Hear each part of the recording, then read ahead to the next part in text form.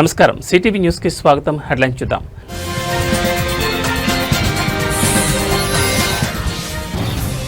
AP రాజకీయాల్లో కీలక పరిణామం. లోకేష్తో భేటీ కానున్న వంగవీటి రాధాకృష్ణ.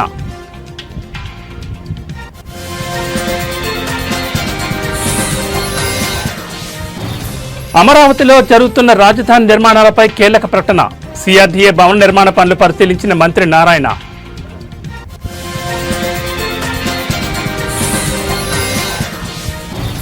హరీష్ రావు కేటీఆర్ పై తీవ్ర విమర్శలు చేసిన కవిత. ఎమ్మెల్సీ పదవికి పార్టీ సభ్యత్వానికి రాజీనామా.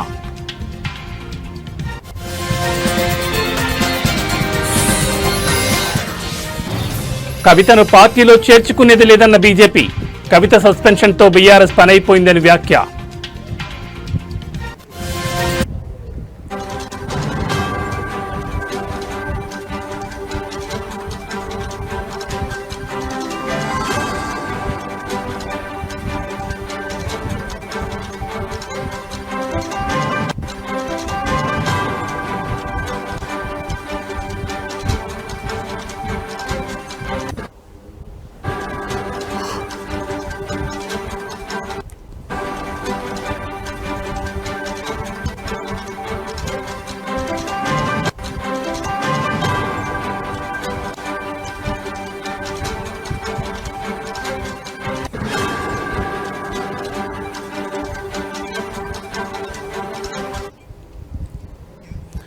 బులెటిన్లో బ్రేకింగ్ న్యూస్ చూస్తున్నాం. ఆంధ్రప్రదేశ్ రాజకీయాల్లో కీలక పరిణామం చోటు చేసుకోబోతోంది.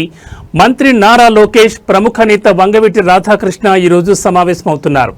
సుమారు 11 నెలల విరామం తర్వాత ఈ ఇద్దరు నేతలు భేటీ అవుతుండటంతో ఈ సమావేశం మనకు ఉన్న అజెండా ఏమిటనే దానిపై రాజకీయ వర్గాల్లో తీవ్ర ఉత్కంఠ నెలకొంది. నారా లోకేష్ కార్యాలయం నుంచి వచ్చిన పిలుపు మేరకు వంగవీటి రాధా ఈ సమావేశానికి హాజరవుతున్నారు. ఇందుకోసం ఆయన హైదరాబాద్ నుంచి విజయవాడకు బయలుదేరి వెళ్లారు. ఇటీవల జరిగిన సార్వత్రిక ఎన్నికల్లో వంగవీటి రాధా తెలుగుదేశం, జనసేన, బీజేపీ కూటమి అభ్యర్థుల విజయానికి విస్తృతంగా ప్రచారం చేసిన విషయం తెలిసిందే. తనకు టికెట్ కేటాయించకపోయినా రాష్ట్ర వ్యాప్తంగా పలు నియోజకవర్గాల్లో పర్యటించి కూటమికి మద్దతుగా నిలిచారు.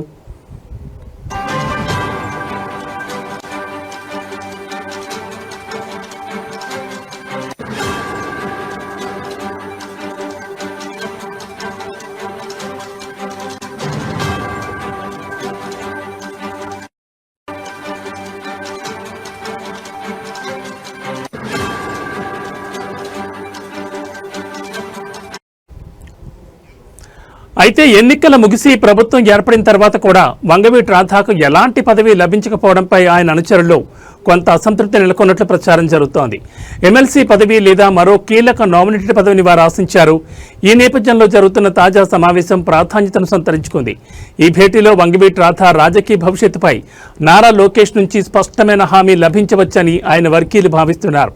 రాధాకు ఎలాంటి పదవి ఇవ్వబోతున్నారు, ఈ సమావేశంలో ఏ అంశాలు చర్చకు రానున్నాయి అనే విషయాలు ప్రస్తుతం ఏపీ రాజకీయాల్లో హాట్ టాపిక్ గా మారాయి.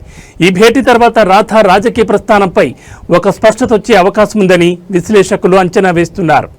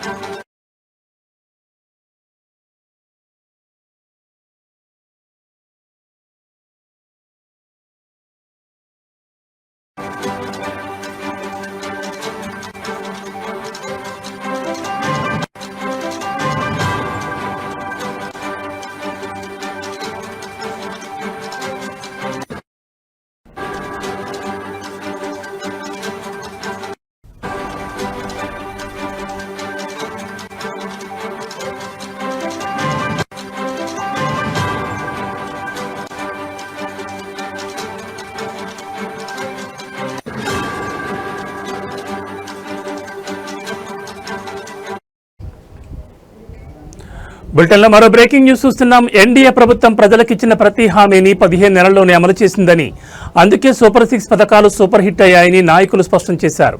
ఈ సందర్భంగా అనంతపురంలో ఈ నెల 10వ తేదీన భారీ బహిరంగ సభ నిర్వహించనున్నారు. సూపర్ 6 సూపర్ హిట్ పేరుతో నిర్వహించే ఈ సభకు భూమి పూజ జరిగింది. ఈ సభకు 3.50 లక్షల మంది ప్రజలు హాజరవుతారని నిర్వాహకులు ఆశాభావం వ్యక్తం చేస్తున్నారు.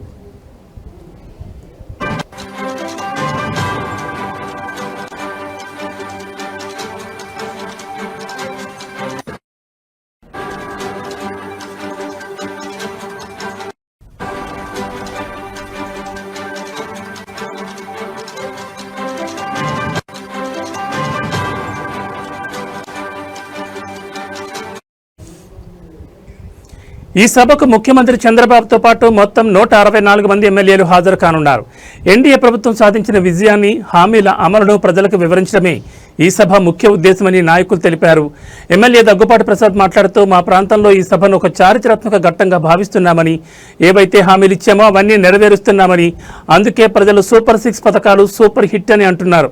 ఈ సభను ఎన్డీఏ విజయోత్సవ సభగా నిర్వహిస్తున్నామని తెలిపారు. ఎమ్మెల్యే కాలువ శ్రీనివాసులు మాట్లాడుతూ, 164 స్థానాలు గెలవడం ఒక చరిత్ర అయితే, కేవలం 15 నెలల్లోనే ప్రజలకిచ్చిన హామీలను నెరవేర్చడం మరో చరిత్ర. ప్రజా సంక్షేమే ధ్యేయంగా ఎన్డీఏ పాలన సాగుతోందని పేర్కొన్నారు. ఈ సభ ద్వారా ప్రభుత్వం చేసిన పనులను ప్రజలకు మరింత దగ్గరగా తీసుకెళ్లే ప్రయత్నం చేస్తున్నామని ఆయన అన్నారు. ఈ సభ ఏర్పాట్ల కోసం నాయకులు, కార్యకర్తలు తీవ్రంగా కృషి చేస్తున్నారు. ఈ సభ విజయవంతమైతే ప్రభుత్వం ప్రజల మన్ననలను మరింతగా పొందుతుందని వారు ఆశిస్తున్నారు.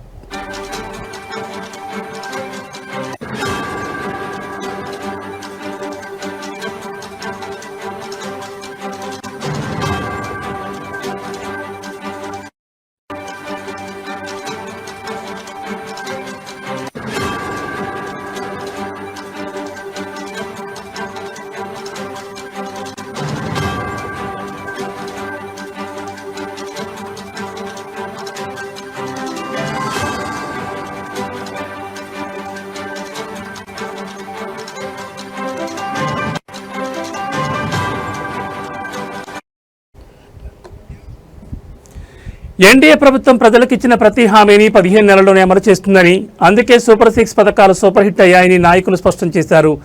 ఈ సందర్భంగా అనంతపురంలో ఈ నెల 10వ తేదీన భారీ బహిరంగ సభ నిర్వహించనున్నారు. సూపర్ 6 సూపర్ హిట్ పేరుతో నిర్వహించే ఈ సభకు భూమి పూజ జరిగింది. ఈ సభకు 3.50 లక్షల మంది ప్రజలు హాజరవుతారని నిర్వాహకులు ఆశాభావం వ్యక్తం చేస్తున్నారు. ఈ సభకు ముఖ్యమంత్రి చంద్రబాబుతో పాటు మొత్తం 164 మంది ఎమ్మెల్యేలు హాజరు కానున్నారు. ఎన్డీఏ ప్రభుత్వం సాధించిన విజయాన్ని, హామీల అమలును ప్రజలకు వివరించడమే ఈ సభ ముఖ్య ఉద్దేశమని నాయకులు తెలిపారు. ఎమ్మెల్యే దగ్గుపాటి ప్రసాద్ మాట్లాడుతూ, మా ప్రాంతంలో ఈ సభను ఒక చారిత్రాత్మక ఘట్టంగా భావిస్తున్నామని, ఏమైతే హామీలు ఇచ్చామో అవన్నీ నెరవేరుస్తున్నామని, అందుకే ప్రజలు సూపర్ 6 పథకాలు సూపర్ హిట్ అని అంటున్నారు. ఈ సభను ఎన్డీఏ విజయోత్సవ సభగా నిర్వహిస్తున్నామని తెలిపారు. ఎమ్మెల్యే కాలువ శ్రీనివాసులు మాట్లాడుతూ, 164 స్థానాలు గెలవడం ఒక చరిత్ర అయితే, కేవలం 15 నెలల్లోనే ప్రజలకిచ్చిన హామీలను నెరవేర్చడం మరో చరిత్ర. ప్రజా సంక్షేమే ధ్యేయంగా ఎన్డీఏ పాలన సాగుతోందని పేర్కొన్నారు. ఈ సభ ద్వారా ప్రభుత్వం చేసిన పనులను ప్రజలకు మరింత దగ్గరగా తీసుకెళ్లే ప్రయత్నం చేస్తున్నామని ఆయన అన్నారు. ఈ సభ ఏర్పాట్ల కోసం నాయకులు, కార్యకర్తలు తీవ్రంగా కృషి చేస్తున్నారు. ఈ సభ విజయవంతమైతే ప్రభుత్వం ప్రజల మన్ననలు మరింతగా పొందుతుందని వారు ఆశిస్తున్నారు.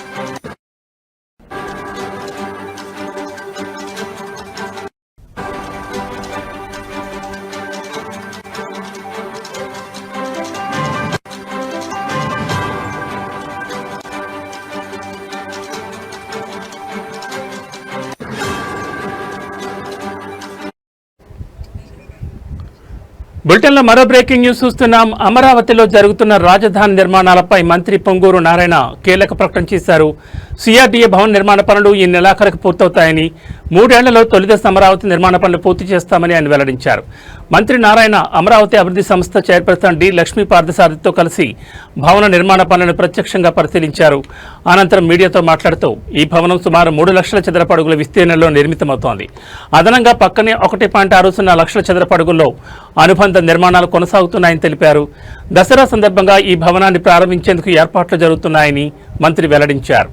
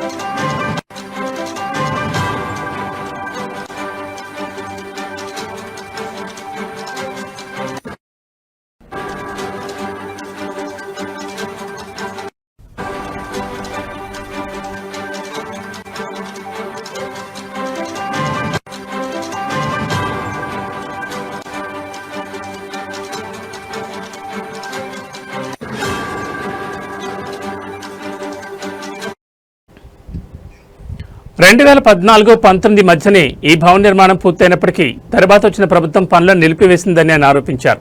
ఇప్పుడు మళ్లీ టెండర్లు పిలిచి మిగిలిన పనులను పూర్తి చేస్తూ అమరావతిని వేగంగా అభివృద్ధి చేస్తున్నామని మంత్రి నారాయణ స్పష్టం చేశారు. కొంతమంది కావాలని అమరావతిపై దుష్ప్రచారం చేస్తున్నారని మంత్రి తీవ్ర ఆగ్రహం వ్యక్తం చేశారు. కొండవీటి వాగులో నీటిని చూపుతూ వైసీపీ నేతలు అసత్య ప్రచారం చేస్తున్నారు. వాస్తవంగా వాగులోని అడ్డంకులను తొలగించాం. భవిష్యత్తులో ఎంత పెద్ద వర్షం వచ్చినా అమరావతిలో నీరు నిలిచే అవకాశమే లేదని స్పష్టం చేశారు. వరద నివారణ కోసం రిజర్వాయర్లు, గ్రావిటీ కెనాల్స్ నిర్మాణం వేగంగా కొనసాగుతున్నట్లు తెలిపారు.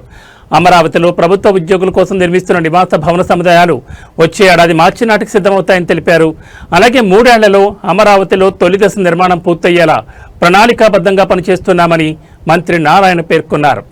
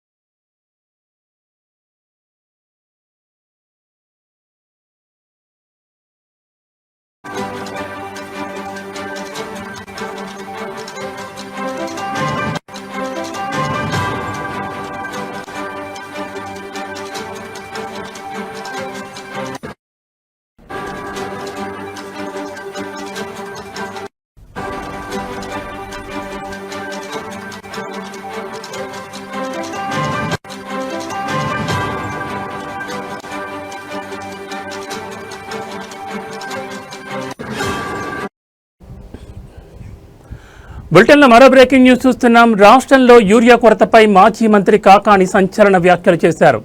నెల్లూరులో ఆయన మాట్లాడుతూ ముఖ్యమంత్రి చంద్రబాబు నాయుడు మాటలు కేవలం ప్రకటనలకే పరిమితమయ్యాయని, క్షేత్రస్థాయిలో రైతులు తీవ్ర ఇబ్బందులు పడుతున్నారని ఆయన విమర్శించారు. రైతులు ఆందోళన చేస్తున్నప్పటికీ ప్రభుత్వం ఎలాంటి చర్యలు తీసుకోవడం లేదని కాకాని ఆరోపించారు.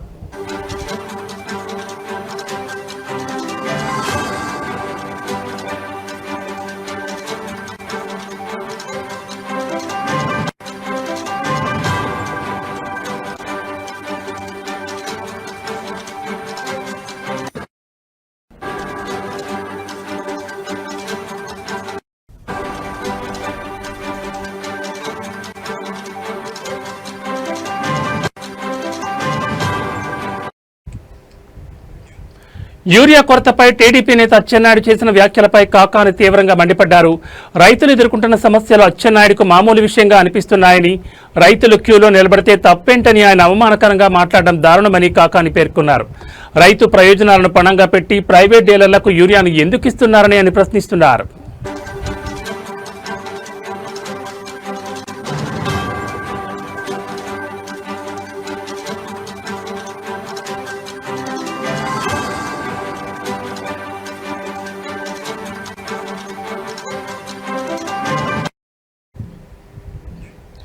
యూరియా బ్లాక్ మార్కెట్ ను ప్రభుత్వం నియంత్రించకపోవడంలో ఆంతర్యం ఏమిటని కాకాని నిలదీశారు. యూరియా పేరుతో భారీ స్కామ్ జరిగిందని, దాదాపు 200 కోట్ల మేర చేతులు మారాయని ఆయన ఆరోపించారు. ప్రస్తుతం 270 ఉండాల్సిన యూరియా బస్తా 400 నుంచి 600 వరకు అమ్ముడవుతోందని ఆయన చెప్పారు. రైతులకు సకాలంలో యూరియా అందించడంలో ముఖ్యమంత్రి చంద్రబాబు విఫలమయ్యారని, ఈ విషయంపై ప్రజలకు సమాధానం చెప్పాలని కాకాని డిమాండ్ చేశారు.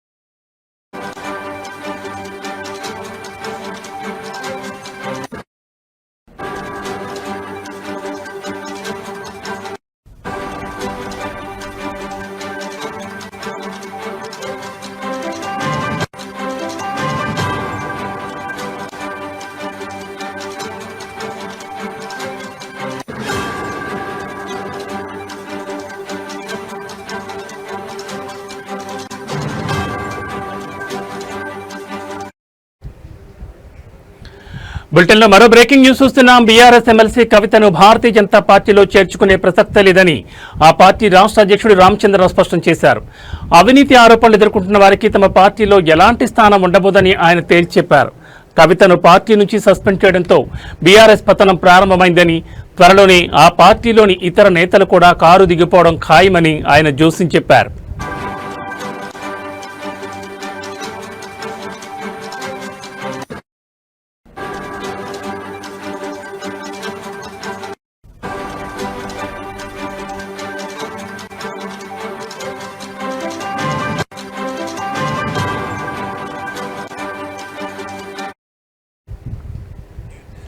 నిన్న నల్గొండ జిల్లా గొండ్రాంపల్లిలో నిర్వహించిన తెలంగాణ విమోచన దినోత్సవ కార్యక్రమంలో రామచంద్రరావు పాల్గొన్నారు. అమరవీరుల కుటుంబాలను సన్మానించిన అనంతరం ఆయన మాట్లాడారు. దోచుకున్న సొమ్ము పంపకాల విషయంలో తేడాలు రావడంతోనే కేసీఆర్ కుటుంబంలో గొడవలు మొదలయ్యాయని, వారి కుటుంబ పంచాయతీ ఇప్పుడు రోడ్డున పడిందని ఆరోపించారు. కవిత చేసిన వ్యాఖ్యలతో బీఆర్ఎస్లో జరిగిన అవినీతి బట్టబయలైందని అన్నారు.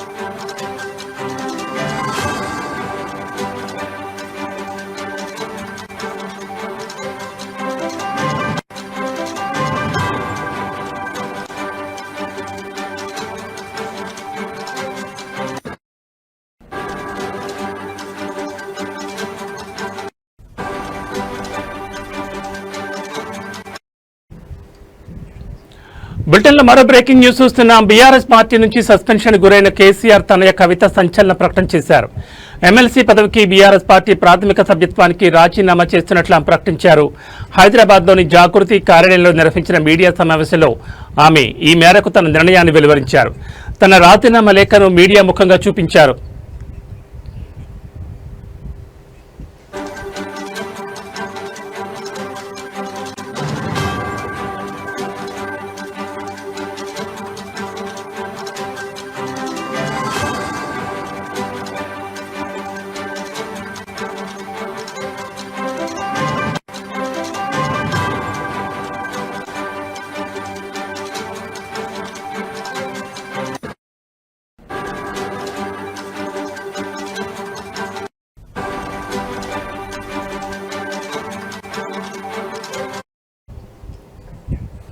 ఇదే సమయంలో మాజీ మంత్రి హరీష్ రావుపై ఆమె నిప్పులు చెరిగారు.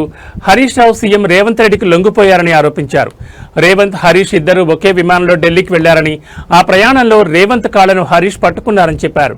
ఆ ప్రయాణం తర్వాత హరీష్ పూర్తిగా మారిపోయారని, రేవంత్కు లొంగిపోయారని, ఆ తర్వాతే కుట్రలకు తెరలేచిందని తెలిపారు. నాశనం చేయడమే హరీష్ రావు పని అని మండిపడ్డారు. కేసీఆర్, కేటీఆర్ అని దెబ్బతీసి పార్టీని చేజిక్కించుకునే కుట్రలు జరుగుతున్నాయని చెప్పారు.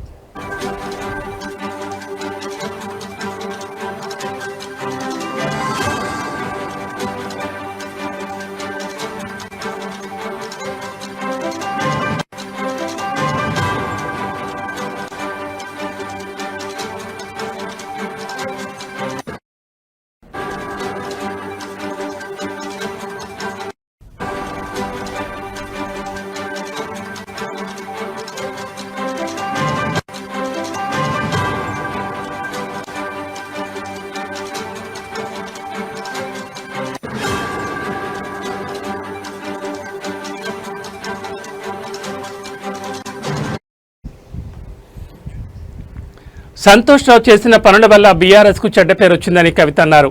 కూరలో ఉప్పు చెప్పులు రాయి వంటి వాడు సంతోష్ అని తీవ్ర వ్యాఖ్యలు చేశారు. హరీష్ రావు ట్రబుల్ షూటర్ కాదని బబుల్ షూటర్ అని విమర్శించారు. ఆయనే సమస్యను సృష్టించి ఆ సమస్యను ఆయనే పరిష్కరించినట్లు బిల్డప్ ఇస్తారని దుయ్యబట్టారు. రేవంత్ రెడ్డి కూడా ఎప్పుడు కేసీఆర్, కేటీఆర్లనే టార్గెట్ చేస్తారని, హరీష్ రావును ఒక్క మాట కూడా అనరని కవిత అన్నారు.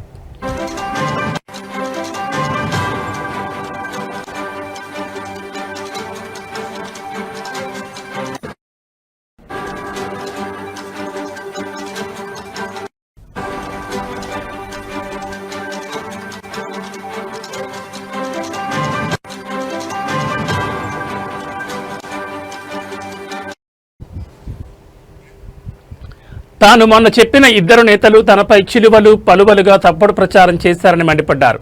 తనపై కుట్రలు జరుగుతున్నా, తనపై దుష్ప్రచారం జరుగుతున్నా కేటీఆర్ పట్టించుకోలేదని ఆవేదన వ్యక్తం చేశారు. పార్టీ వర్కింగ్ ప్రెసిడెంట్గా ఉన్న కేటీఆర్ను తనపై ప్రచారాన్ని ఆపాలని ఒక చెల్లెలిగా కోరినా ఆయన స్పందించలేదని చెప్పారు. తనపై తప్పుడు ప్రచారం జరుగుతున్నా వర్కింగ్ ప్రెసిడెంట్ స్పందించరా అని ప్రశ్నించారు. తనను టార్గెట్ చేసి 103 రోజులైనా కేటీఆర్ అడగరా అని విమర్శించారు. తనపై కుట్రలు జరుగుతుంటే మీరేం చేశారన్నా అని సూటిగా అడుగుతున్నానని కవిత చెప్పారు.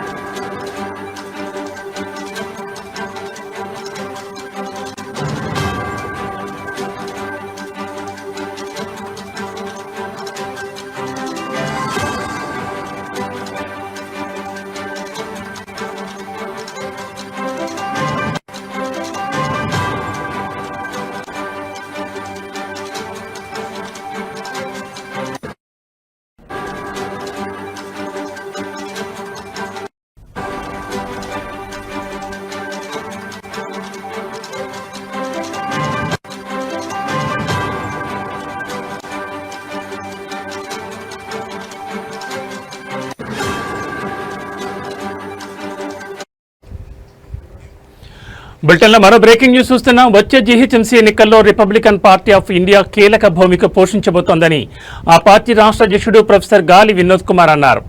ఈ మేరకు తార్నాకలోని ఆ పార్టీ రాష్ట్ర ప్రధాన కార్యాలయంలో ఏర్పాటు చేసిన విలేకరుల సమావేశంలో ఆయన మాట్లాడుతూ జీహెచ్ఎంసీలో పార్టీని బలోపేతం చేసేందుకు కమిటీలను ఏర్పాటు చేస్తున్నామని చెప్పారు.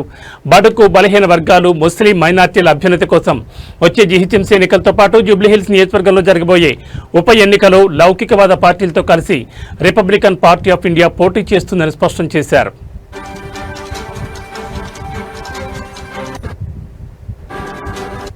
జిల్లా కమిటీలు కూడా వేయడం జరిగింది. దాంట్లో ప్రధానంగా హైదరాబాద్ జిల్లా కమిటీ, అలాగే ఆదిలాబాద్ జిల్లా కమిటీ, ఖమ్మం జిల్లా కమిటీ, వరంగల్ జిల్లా కమిటీ, అంతేకాకుండా ఆ ఉమ్మడి ఆదిలాబాద్ జిల్లాల్లో ఆసిఫాబాద్, ఇంకా నిర్మల్, అలాగే మంచిర్యాల్, సో ఇవన్నీ కూడా జిల్లా కమిటీలన్నీ కూడా మనం వేయడం జరిగింది. ఈరోజు హైదరాబాదులో జిహెచ్ఎంసీలో పరిధిలో ప్రధానంగా సెటిలర్స్ ఎవరైతే ఉన్నారో, ఆంధ్ర సెటిలర్స్, వాళ్ళకు కూడా ప్రాతినిధ్యం కల్పించాలనే ఉద్దేశంతో ఆ ఆంధ్ర సెటిలర్స్ ఫోరం అధ్యక్షులుగా మోహన్ బాబు గారిని, సీనియర్ లీడర్ మోహన్ బాబు గారిని వాళ్ళ నియామకం చేయడం జరిగింది. అట్లాగే జనరల్ సెక్రటరీగా షేక్. ఇవి బులెటిన్ అప్డేట్స్. మరిన్ని అప్డేట్స్తో మళ్ళీ కలుద్దాం. నమస్కారం.